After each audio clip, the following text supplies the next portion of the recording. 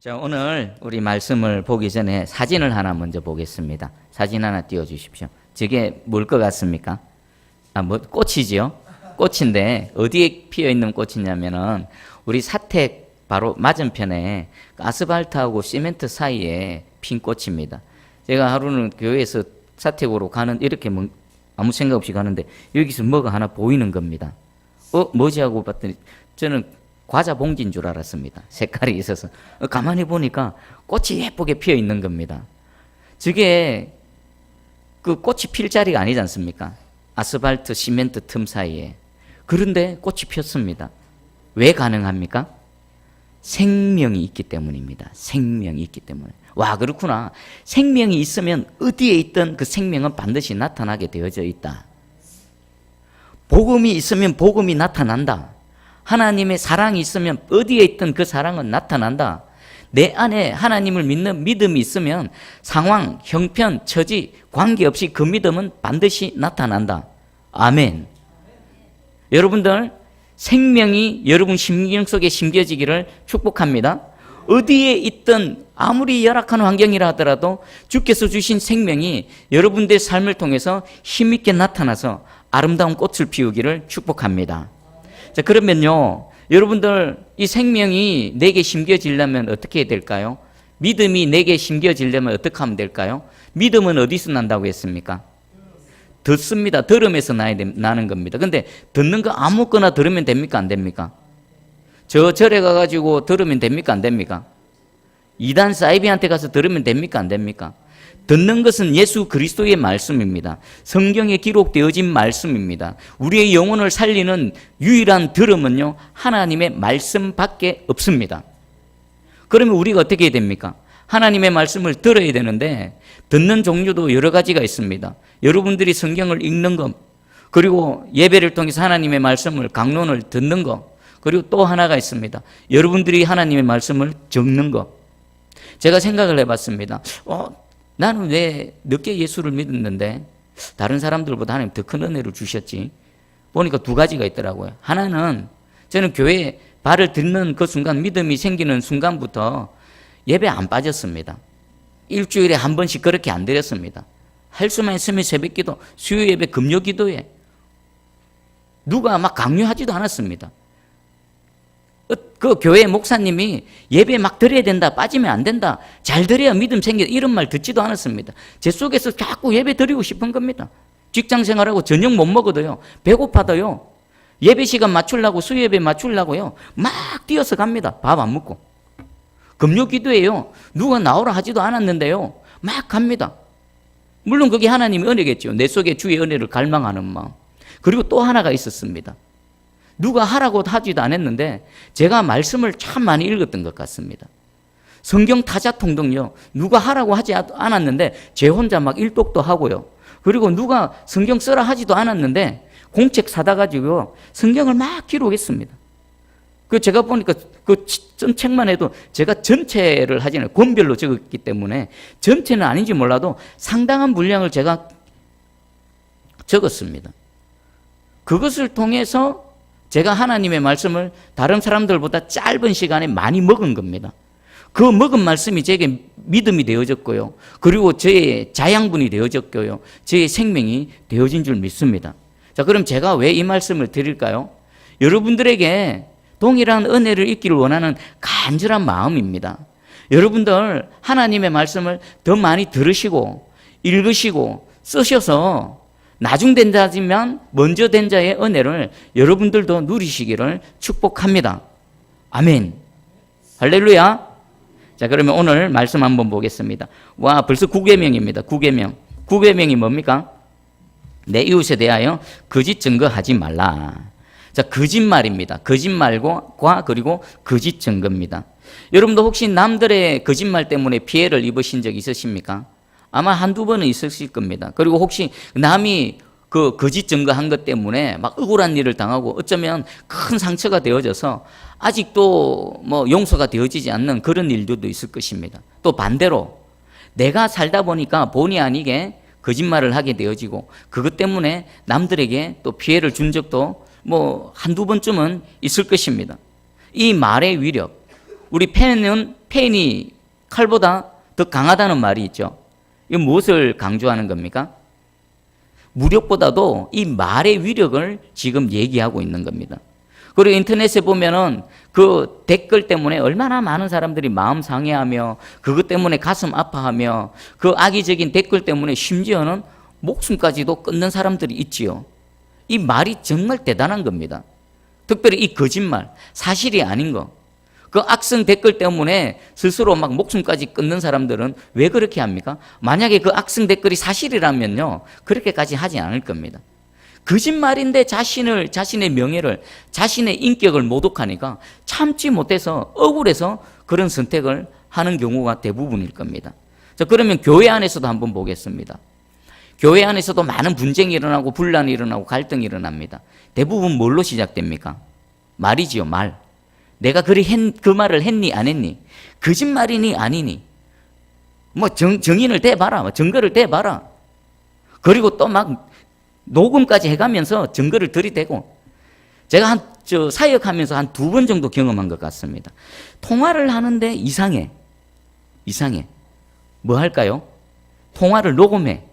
이게 정상적인 대화가 안 되죠. 대화는 주거니 받거니가 돼야 되는데, 이 보면 자기 말만 막 합니다. 자기에게 유리한 말만. 이 사람이 지금 녹음하고 있네. 그리고 또 한 번은요, 저를 부르는 겁니다. 얘기하는데 제가 뻔히 눈 뜨고 있는데 제 앞에서 휴대폰을 꺼내고 녹음 버튼 누르면서 막 말을 하는 겁니다. 이 사람 뭐 하지? 뭐 하는 거지? 하여튼 희한한 집단입니다. 희한한. 야, 내가 이런 사람들 상종해야 되나? 내가 이렇게 살아있는, 막 심지어 이런 생각까지 듭니다. 그럼 뭡니까? 다 이런 말로 인해서 네가 맞니 틀렸니 하는 이런 것들이 그런 식으로 나타나는 겁니다. 자, 그리고 말이 또 이 오류의 가능성이 참 많죠. 우리가 똑같은 현상을 똑같이 봤다 그래도 그것을 해석하고 또 그것을 전하는 데 있어서 동일하지 않습니다. 예를 들면 그 12정탐꾼 한번 봐보십시오. 똑같이 가서 똑같은 복을 와서 똑같은 상황을 다 경험하고 와서 그 회중들에게 보고를 합니다. 근데 다르지요. 여호수아와 갈렙의 얘기와 다르고 나머지 10명이 다릅니다. 그거는 무엇입니까? 말의 오류입니다. 그게 말은요, 과장되어질 수도 있고 축소되어질 수도 있고 또 포장되어질 수도 있고 또 어떤 여러 상황 중에서 취사 선택에서 자기가 원하는 것들만 추려서 그것을 전할 수도 있기 때문입니다. 말은요, 그 말을 잘함을 통해서 우리에게 대단한 유익도 주지만 그 말을 잘못 사용할 때는요, 칼보다도 더 우리에게 큰 피해를 주는 겁니다. 오늘 하나님께서 그걸 얘기하십니다. 거짓말하지 마라, 거짓 증거하지 말라. 자, 한번 살펴보겠습니다. 먼저 거짓말에 대한 하나님의 기준을 한번 보겠습니다. 여러분 성경을 찾을 수 있으면 한번 찾아가 보십시오. 레위기 6장입니다. 레위기 6장 1절에서 7절. 한번 찾을 수 있으면 찾으시고 자막 띄워질 수 있으면 자막을 한번 띄워주시면 감사하겠습니다. 레위기 6장 1절에서 7절입니다.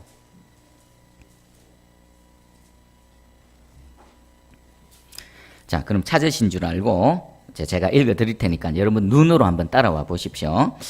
여호와께서 모세에게 말씀하여 이르시되 누구든지 여호와께 신실하지 못하여 범죄하되 곧 이웃이 맡긴 물건이나 전당물을 속이거나 도둑질하거나 착취하고도 사실을 부인하거나 남의 잃은 물건을 줍고도 사실을 부인하여 거짓 맹세하는 등 사람이 이 모든 일 중에 하나라도 행하여 범죄하면 이는 죄를 범하였고 죄가 있는 자니 훔친 것이나 착취한 것이나 맡은 것이나 잃은 물건을 주운 것이나 그 거짓 맹세한 모든 물건을 돌려보내되 곧 그 본래 물건의 5분의 1을 더하여 돌려보낼 것이니 그 죄가 드러나는 날에 그 임자에게 줄 것이요 그는 또 그 속건 재물을 여호와께 가져갈지니 곧 내가 지정한 가치대로 양떼 중 흠 없는 숫양을 속건 재물을 위하여 제사장에게로 끌고 갈 것이요 제사장은 여호와 앞에서 그를 위하여 속죄한즉 그는 무슨 허물이든지 사함을 받으리라.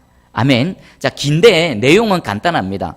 어떤 사람이 누군가의 물건을 맡았습니다. 요것 좀 맡겨주세요 하는 사람입니다. 근데 이 사람이 그 물건에 욕심이 생깁니다. 그래서 어떡합니까? 이 내 것이다. 원래 내 것이다. 라고 거짓말하는 겁니다. 또 어떤 사람이 길을 가다가 무언가를 주었습니다. 뭐 돈을 줍는다든지 뭐 어떤 귀한 것을 주었습니다. 근데 그것을 그 주인에게 돌려주지 않고 이 내 것이다. 라고 사실을 부인한다. 사실을 부인하는 게 쉽게 말하면 뭡니까? 거짓말하는 거죠. 거짓말. 그리고 심지어 거짓말을 할 뿐만 아니라 거짓 맹세까지 합니다. 이건 진짜 내 것 맞다. 내가 맹세할 수 있다. 이거 원래 내 거다. 저 사람이 내게 맡긴 게 아니라 원래 내 거다. 주워놓고도 이거 원래 내 것 맞다. 막 맹세를 하는 겁니다. 이런 사람은 범죄한 자라 그러죠. 하나님 앞에 죄를 지었다라고 말합니다. 자, 거짓말 한다든지 그 거짓말을 자신을 확인시켜주기 위해서 거짓 맹세한다든지 이것은 하나님 앞에 다 범죄한 것이고 하나님은 그런 사람들을 죄인으로 여기신다라는 것입니다. 자, 이것을 처리할 때에 어떻게 하는가? 이 훔친 것이나 착취한 것이나 뭐 죽은 것을 돌려주지 않은 것 이런 것들이 원래대로 다 돌려줘라. 그리고 플러스 알파가 있습니다. 5분의 1을 더해라. 배상이겠죠? 5분의 1을 더해서 돌려줘라. 그리고 하나가 더 남았습니다. 그 피해 당사자에게 피해를 보상해주고 또 뭐 거기에다가 5분의 1을 더해줄 뿐만 아니라 하나는 누구에게까지 죄사함을 받아야 됩니까? 여호와 하나님께 속건 제물을 들고 가서 속건제를 드림을 통해서 죄사함까지 받아야 된다는 것입니다. 그러면 이것을 통해 그 거짓말하는 사람, 거짓 맹세하는 사람에 대해서 하나님께서 어떻게 여기시는가? 그리고 그 죄인이 그 하나님의 죄 용서함 받기 위해서는 어떻게 해야 되는가를 우리에게 자세하게 설명하고 계십니다. 누군가가 훔쳤습니다. 그리고 또 돌려주지 않습니다. 그것을 또 막 증명하기 위해서 거짓 맹세를 합니다. 그 사람은 하나님 앞에 범죄한 자입니다. 그리고요, 그것을 완전히 해결함 받기 위해서는 원래 것을 돌려줄 뿐만 아니라 플러스 알파 5분의 1을 더해주고요. 하나님 앞에 나와서 속죄의 제사를 드려야 된다는 것입니다. 자, 그러면 우리가 살면서 거짓말을 해도 될까요? 하면 안 될까요? 너무나 당연한 거죠. 거짓말 절대로 하면 안 됩니다. 거짓말을 하는 것은 그 당사자 피해자에게 죄를 범하는 뿐만 아니라 실제로 누구에게 죄를 범하는 겁니까? 여호와 하나님께 죄를 범한다는 겁니다. 내가 거짓말하고 거짓 맹세하는 순간에 사람과 사람 사이에서의 어떤 일이 아니라 하나님 앞에서 내가 죄인이 된다는 사실을 분명하게 인식하시기 바랍니다. 그리고 거짓 맹세는요, 위정이지요. 위정. 이것은 법정적인 용어입니다. 우리가 재판이 벌어질 때에 변호인이 있고 또 검찰청이 있습니다. 그리고 증인이 있지요. 그 사실을 판명하기 위한 증인이 있습니다. 증인은 항상 선서를 합니다. 무슨 선서를 합니까? 내가 참말만 하겠다. 거짓말하지 않겠다. 그리고 만약에 위정일 경우에는 그에 대한 처벌을 받겠다라는 것입니다. 여러분들 위정이 얼마나 위험한 줄 아십니까? 위정이요, 타인의 재산에 피해를 줄 수도 있습니다. 심지어는요, 타인의 생명에까지 피해를 줄 수 있습니다. 여러분들 예수님이 어떻게 십자가에 달리셨습니까? 위정 때문입니다. 위정.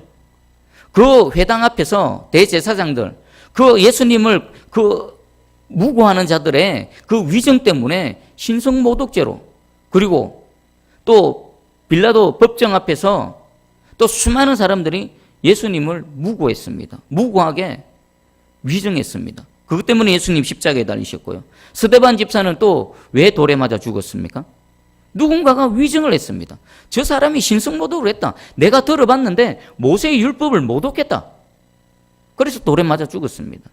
거짓말은요, 단순히 거짓말에서 끝나는 것이 아니라 반드시 누군가에게 피해를 줍니다. 심지어는 생명에까지 피해를 주는 것입니다. 자, 그러면 이 위정에 대해서 한번 제가 또 살펴보겠습니다. 신명기 19장 16절에서 20절입니다. 읽어드릴 테니까 잘 한번 들어보십시오. 만일 위정하는 자가 있어 어떤 사람이 악을 행하였다고 말하면 그 논쟁하는 쌍방이 같이 하나님 앞에 나아가 그 당시의 제사장과 재판장 앞에 설 것이요, 재판장은 자세히 조사하여 그 증인이 거짓 증거하여 그 형제를 거짓으로 모함한 것이 판명되면 그가 그의 형제에게 행하려고 꾀한 그대로 그에게 행하여 너희 중에서 악을 제하라. 그리하면 그 남은 자들이 듣고 두려워하여 다시는 그런 악을 너희 중에서 행하지 아니하리라. 아멘. 어떤 위정한 사람이 있습니다. 그럼 위정은 왜 할까요? 왜 위정합니까? 거짓말로 사실이 아닌데 사실인 것처럼 꾸며서 누군가를 모함합니다. 왜 그렇게 할까요? 그 상대방을 해하기를 원하는 분명한 목적이 있는 겁니다. 아니면 다른 어떤 이해관계를 통해서 그 거짓말을 통해서 자신이 이익을 취하려고 하는 악한 의도가 숨겨져 있는 것입니다. 자, 이때에 하나님께서 어떻게 처리하는지 자세하게 그 절차를 설명해 주십니다. 위정하는 자가 있으면 쌍방이 있겠죠. 쌍방을 다 불러오라는 겁니다. 논쟁이 있을 때는 한 사람 말만 듣지 말고 쌍방을 다 불러오라는 겁니다. 자, 이 말씀은 여러분 가정에서나 여러분 소속되어 있는 공동체, 특별히 교회 공동체 가운데에 이런 논쟁이 일어날 때에 그것을 해결하는 절차가 되어집니다. 우리는 보통 어떻습니까? 한 사람이 A라는 사람이 와서 B가 어떻더라 막 해버리면요, 그 말만 듣고 B를 정죄해버립니다. 그렇게 쉽게 되지 않습니까? 그리고요, 위정하고 다니는 이 사람은요, 자신의 그 말을 통해 자기 편을 만들려고 합니다. 자기 편을 만들어서 그 세력으로 그 상대를 공격하려고 합니다. 그러면요, 만약에 이 방법에 농락당하면요, 공동체는 어려워집니다. 자, 그럴 때는 A, B 다 불러오는 겁니다. 쌍방을 다 불러오는 겁니다. 그리고 한번 말해봐라. A도 말하고 B도 말하고. 그래서 제사장과 재판장은요, 그것을 자세히 조사해야 되는 겁니다. 한 사람 말만 들으면 안 되는 겁니다. 자세하게 A의 말도 들어보고 B의 말도 들어보고, 그리고 확인할 수 있으면 실제로 그 시간과 또 증인들을 찾아서 확인을 해보는 겁니다. 그래서 이것이 사실인지 거짓인지를 정확하게 실수하지 않도록 판단을 해야 된다는 겁니다. 자, 그런데 그렇게 판단했을 때에 이 사람이 거짓으로 모함했다라고 판단이 되어지면 어떻게 하라는 겁니까? 그 위정한 자가 그 모함하려고 하는 그대로 위정한 사람에게 행하라는 겁니다. 행하려고 하는 대로 갚아버리라는 겁니다. 그리고 하나님께서는 너희 중에 악을 제하라. 그리고 이것을 통해서 하나님을 두려워함으로 감히 악의적으로 다른 사람을 모함하는 일이 없도록 하라라고 말씀하시고 있습니다. 자, 이 절차를요, 여러분 가슴판에 잘 새기십시오. 어떤 한 사람의 말만 절대로 듣지 마십시오. 논쟁이 있습니까? 다툼이 있습니까? 반드시 A, B 두 사람의 말을 다 듣고요, 자세히 조사를 해야 됩니다. 절대로 어떤 사건이 발생했을 때요, 편이 나눠지면 안 됩니다. 편이 나눠지는 순간 사단에게 농락당하는 겁니다. 공동체는 깨져버립니다. 사건이 발생하면요, 당사자들 불러서 자세하게 조사해서 무엇이 옳은지 참 거짓을 분명하게 판단해서 거짓인 사람에 대해서는 거기에 응당한 대가를 지불하게 하여서 그가 거짓을 말했음과 동시에 온 공동체에 거짓을 행할 경우에 어떻게 되어지는가를 분명히 보여줘서 공동체를 거짓으로부터 지키고 보호해야 된다는 것입니다. 이 위정한 자에 대한 하나님의 말씀입니다. 자, 그러면 거짓말은 뭘까요? 거짓말. 자, 성경적인 거짓말에 대한 것입니다. 그 거짓이라고 믿는 것을 글이나 말로서 옮기는 것. 여러분, 내가 이거 분명히 거짓인데 거짓인 줄 알면서 그것을 마치 사실인 것처럼 꾸며서 말하는 것, 거기서 글을 쓰는 것, 이것이 거짓말입니다. 자, 그러면 이런 경우도 있겠죠. 내가 실수로 다르게 말했을 경우도 있습니다. 내가 착각해서, 내가 잘 모르고 사실과 다르게 말했을 경우, 그러면 그것은 거짓말이 아닐까요? 예, 먼저는 거짓말은 아닙니다. 그러면 괜찮을까요? 그렇지 않습니다. 거짓말은 아니지만 그 자신이 실수해서 잘 알지 못하고 내뱉은 말에 대해서는 반드시 책임을 져야 되는 겁니다. 그래서 우리는 어떤 말을 할 때에 또 생각해보고 또 생각해봐야 됩니다. 특별히 다른 사람하고 관계되어져 있을 때, 내가 이 말을 했을 때 그 사람의 인격이 손상이 되어지거나 명예의 손상이 되어질 때는요, 또 생각하고 또 생각하고 이게 진짜 참인가 곱씹어보고 얘기해야 된다는 겁니다. 사실은요, 말 안 하는 게 제일 낫고요. 말 안 하는 게 제일 낫고 자신만 살펴보면 되는 겁니다. 자, 거짓 증거하지 말라는 예수님이 이렇게 말씀하셨습니다. 마태복음 5장 37절에 오직 너희 말은 옳다 옳다 아니라 아니라 하라. 이에서 지나는 것은 악으로부터 나느니라. 이 무슨 말입니까? 자기는 옳다라고 생각하고 있는데 그것은 아니다라고 말하면 그것이 거짓말이라는 것입니다. 속으로는 아니라고 믿고 있는데 그것은 옳다라고 말하면 거짓말하는 것입니다. 여러분, 세상 법적이나 우리 삶 가운데에 왜 거짓말합니까? 옳은 것을 왜 아니다라고 말하고 아닌 것을 왜 옳다라고 말합니까? 거기에는 수많은 이유가 있겠죠. 여러 가지 이해관계, 누구른 곳부터 또 협박을 당하기도 하고 또 악의적으로 상대방을 해하고자 하는 이런 악한 의도가 있을 것입니다. 그것을 예수님께서는 단 한마디로 요약하십니다. 너희는 옳은 것은 옳다라고만 말해라. 아닌 것은 아니다라고만 말해라. 만약에 옳다고 생각하는데 너희가 아니라고 말한다. 너희가 아니라고 생각하는데 그렇게 믿는데 옳다고 말한다. 모든 것들은 악에서부터 나는 거다 라고 말씀하고 있습니다. 여러분들 절대로 거짓말하지 마십시오. 옳은 것은 언제라도 옳다라고 하십시오. 아닌 것은 어떤 상황 가운데서도 아니라고 말씀하십시오. 자, 예수님 한번 보겠습니다. 예수님은 이 말씀을 지키시기 위해서요, 목숨을 내어놓으셨습니다. 대제사장 앞에 가서 대제사장이 질문을 했습니다. 네가 하나님의 아들 그리스도인가? 우리에게 말하라. 이 질문은요, 예수님에게 치명적인 질문입니다. 만약에 그렇다, 네가 말한 대로 내가 하나님의 아들이다 라고 말하면요, 그 법정에서 어떻게 판명됩니까? 신성모독죄, 그런 악한 의도로 가지고 질문을 했습니다. 근데 예수님은 아니다 말하면은 그 올무에서 벗어날 수 있습니다. 그런데 옳은 것을 옳다라고 말하셨습니다. 맞다, 내가 유대인의 왕이다. 그러자 들썩들썩합니다. 신성모독죄다. 더 이상 무슨 말이 필요하냐. 그리고 빌라도 법정 앞에 갔어도 빌라도가 질문했습니다. 당신이 네가 진짜 유대인의 왕이냐? 이 질문 역시 치명적인 겁니다. 그래, 내가 유대인의 왕입니다 라고 해버리면요, 국가 반란죄에 의해서 그 가장 처참한 십자가형을 언도받을 것을 예수님은 분명히 아셨습니다. 그럼에도 불구하고 맞다, 네가 말한 대로다, 내가 유대인의 왕이다, 그렇게 십자가로 가셨습니다. 여러분, 옳은 것은 옳다라고 아닌 것은 아니다라고 우리 모범을 보여주신 예수 그리스도, 우린 예수 그리스도를 믿고 따르는 자들입니다. 여러분, 상황과 형편이 어렵다 하더라도 실제로 내가 옳은 걸 옳다 하다가 아닌 건 아니다라고 말하다가 내가 여러분들이 불이익을 당한다 하더라도 주님 가신 그 길을 굳굳이 걸어가시는 저와 여러분들 되기를 축복합니다. 아멘. 자, 이번에는 우리 성경에서 거짓말이 등장하는데, 자, 한번 보겠습니다. 어떤 사람들은 성경에 보면은 거짓말한 사람들이 많은데 이거 그럼 거짓말해도 되는 겁니까? 라고 반박하는 사람들이 있습니다. 예를 들어 보겠습니다. 아브라함과 이삭이 있습니다. 아브라함과 이삭이 똑같은 거짓말을 했죠. 자기 아내를 혹시 아내 빼앗기고 자기 죽을까 봐 뭐라고 했습니까? 내 누이다, 아내라고 말 안 했죠. 사실은 거짓말은 아니지만 중요한 사실을 숨겼습니다.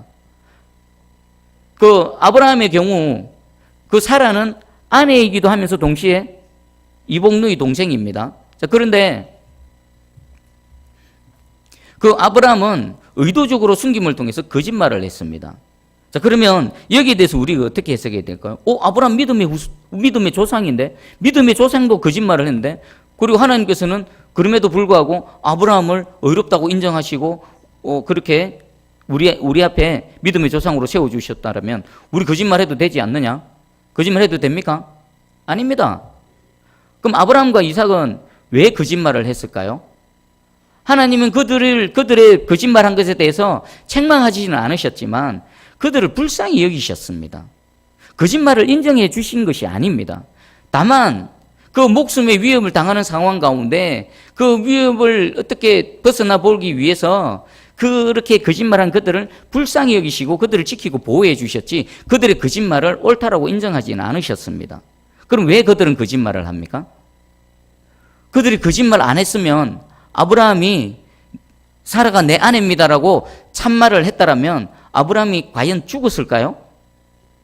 그 이방인의 손에서 아내 빼앗기고 아브라함이 걱정하는 것처럼 죽임을 당하는 일이 발생했을까요?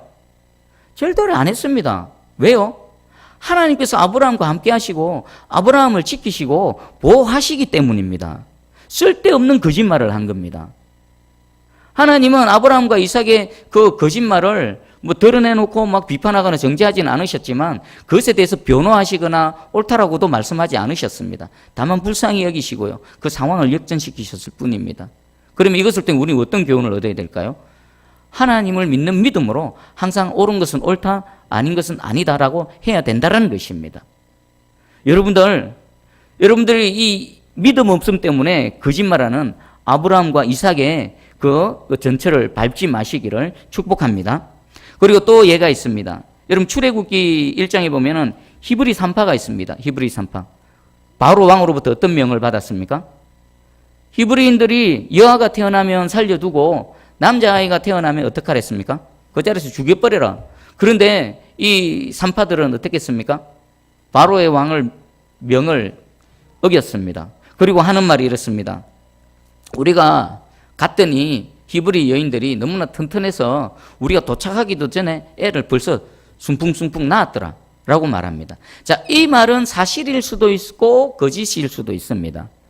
가봤더니 진짜 먼저 아이가 태어나 있을 수도 있습니다. 근데 또 그것이 생명을 구원하기 위해서 바로 왕에게 거짓말을 했을 수도 있습니다. 자, 그러면 이들은 왜 그런 거짓말을 했는가?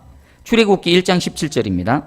그러나 산파들이 하나님을 두려워하여 애굽 왕의 명령을 어기고 남자 아기들을 살린지라. 자, 이 말씀을 통해서 보면요, 산파들이 거짓말을 했을 가능성이 아주 높습니다. 하나님이 있고 애굽 왕이 있습니다. 이들은 누구를 더 두려워했어요? 여호와 하나님을 더 두려워한 겁니다. 그래서 애굽 왕의 명을 어기고요, 그 애굽 왕은 남자아이가 태어나면 죽이라고 했는데 여호와 하나님이 두려워서 그 아이들을 살려둔 겁니다. 자, 그럼 이걸 우리 어떻게 받아들여야 됩니까? 하나님은 왜 이 사건을 기록했습니까? 거짓말 해도 된다라는 것을 알리기 위해서 기록하신 겁니까? 아니면 애굽 왕 세상 권력보다 여호와 하나님을 더 두려워하고 여호와를 경외하는 자들에게 하나님께서 어떻게 복을 내려주신다, 그걸 강조하기 위해서입니까? 포인트는요, 거짓말 해도 된다라는 것이 아니라 이 산파들이 바로 왕 세상 권력보다 여호와를 경외했고 여호와를 두려워했다라는 것, 그리고 그런 그 여호와를 두려워하는 자들에게 하나님께서 복을 주셨다라는 것, 이것을 강조하시기 위해서 성경이 기록해 하신 것입니다.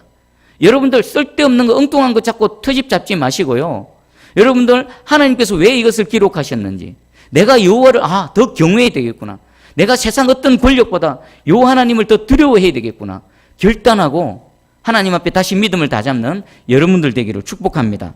그리고 하나만 더 소개해 드리겠습니다. 또 라합이 있습니다. 라합이 거짓말했지요. 그 정탐꾼들을 숨겨줬습니다. 어디 있느냐라고 했을 때에 그들 숨겨주고는요, 다른 곳으로 갔다라고 합니다. 자, 그러면 라합도 분명히 거짓말했습니다. 근데 라합은요, 그 거짓말 때문에 하나님의 징계를 당한 것이 아니라 오히려 그 라합과 그 가정이 그 여리고성이 함락당할 때, 여리고성이 멸망당할 때에 오히려 구원의 은혜를 입었습니다. 그러면 하나님은 여기서 무엇을 말씀하시려는 겁니까?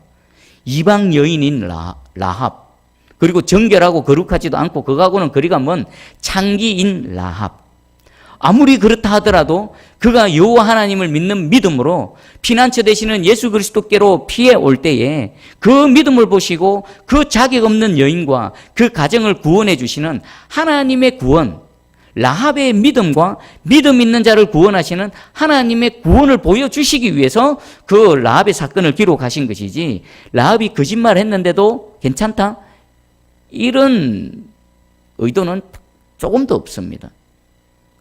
그러면 악의적으로 아브라함, 이삭, 그리고 이 히브리 그 산파들, 그리고 지금 라합 거짓말 했는데 하나님 은혜 주시네 라고 시비 거는 사람들은 뭐 하는 사람들입니까? 여호와 하나님도 모르고요, 하나님의 은혜도 모르고요, 그리스도 밖에 있어서 악의적으로 하나님을 대적하는, 악랄하게 하나님을 말씀을 대적하는 그 바리새인들, 서기관과 같은 자들이라는 것입니다.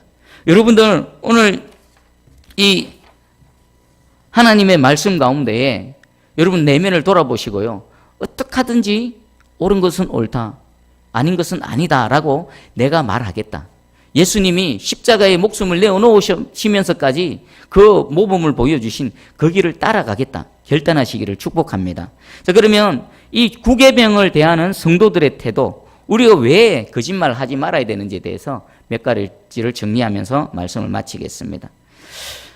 우리가 항상 진실해야 됩니다. 왜 그런가 하면 하나의 작은 거짓말은 그 작은 거짓말에서 그칩니까? 그것을 감추기 위해서 또 다른 거짓말을 해야 됩니다. 여러분 다윗이 간음죄를 범했죠. 밧세바를 범하는 간음죄를 범했습니다.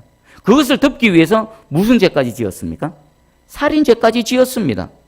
작은 거짓말, 작은 죄는요, 그것을 그냥 털어내놓고 털고 가야지 그것을 묻어두면요, 그것을 감추기 위해서 또 다른 거짓말을 하게 되어진다는 것입니다. 그리고 거짓은요, 나의 영혼을 좀먹고 내 양심을 선한 양심에서 더러운 양심, 심지어는 화인 맞은 양심으로 전락시킨다는 겁니다. 거짓은 반드시 죄와 동반되어집니다. 그리고 그 죄는요, 우리의 양심을 갉아먹습니다.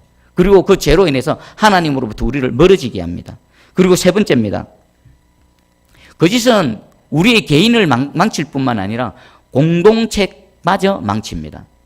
이 공동체는 가정, 교회, 사회, 국가 다 적용되어집니다. 여러분들 거짓이 있으면 서로가 신뢰를 하지 못합니다. 신뢰가 없는 곳에 뭐가 싹틉니까? 의심, 갈등, 분쟁이 싹틉니다. 이 거짓은요, 서로를 신뢰하지 못하게 하고요, 그리스도 안에서, 특별히 교회는 그리스도 안에서 하나 되지 못하게 합니다. 그 작은 의심이요, 분쟁이 되어지고요, 갈등이 되어지고요, 분열을 일으키는 겁니다.